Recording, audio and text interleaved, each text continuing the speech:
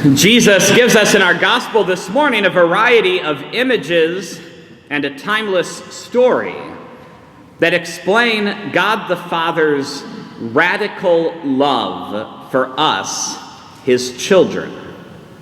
Jesus starts with the image of the shepherd who leaves the 99 sheep to get the one who strayed. Now that's illogical in our human minds. Why would the shepherd leave 99 sheep to get one when the shepherd is paid for the sheep that he has? If the shepherd completes his task in going after the one and the other 99 leave him too, then he missed out on a good day's pay. Then Jesus tells us about the woman who rips her house apart to find a coin, and she even calls in friends for some help. If the woman has a house, then she ain't poor. So how many of us lose sleep at night or even notice when $5 are missing? Most of us probably don't even care if we even know about the missing $5. And we certainly don't call in our friends to help us find it. To be honest, we would probably be embarrassed to tell our friends that we can't find a $5 bill in the house and get found tearing the whole house apart. But in our human minds, these things are illogical and even unnecessary. And then Jesus ends with the famous and timeless story of the prodigal son. I've always said that this parable should be called the running father, because in both cases where the sons separated themselves from their father, it was the father who runs to them first, desiring his sons to be with him.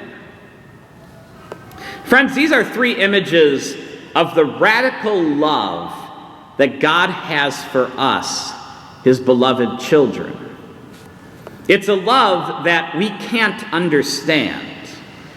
Now, the closest we will get to understanding this love, is really just for those of you who have children.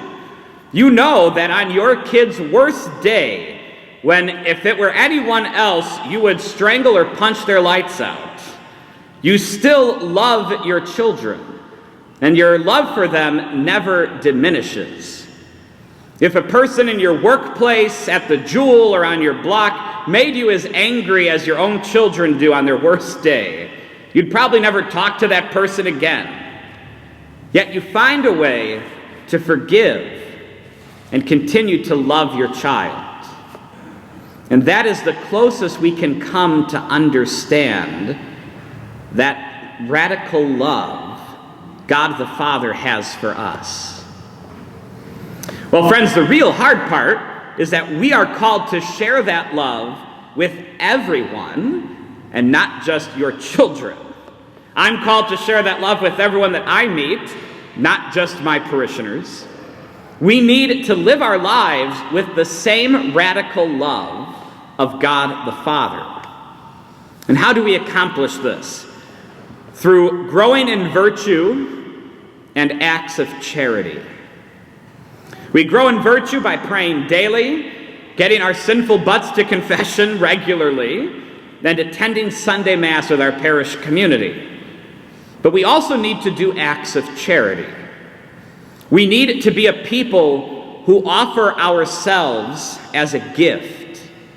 And we offer ourselves as a gift by being generous with our time, our talent, and our treasure. Now today, you're going to have the opportunity to be generous with your time and your talent by going down to Unity Hall after Mass and checking out our ministry fair. Since I became pastor here, many of you have said that you're willing to help in any way. Well, this is how you can help. Go downstairs, if for nothing else, for the food and the coffee, and find a ministry that piques your interest, and then give yourself over to that ministry. I'm not asking you to sign your life away. I'm asking you to think about your gifts and talents, to thank God the Father for giving you those gifts and talents, and then to see where you're being called to share those as an act of charity with our parish community.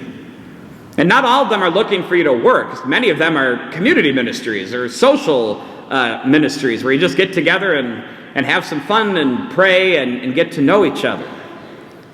But see, these are the beginnings, the foundation of how we begin to love others in the same radical way that God the Father loves us. Be a gift to our parish family, to share our gifts with our parish family, to love radically.